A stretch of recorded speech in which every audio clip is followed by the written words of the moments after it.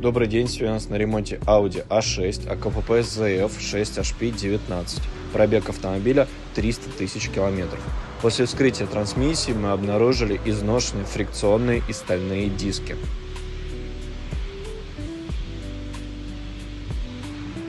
Также люфт шайб планетарной передачи.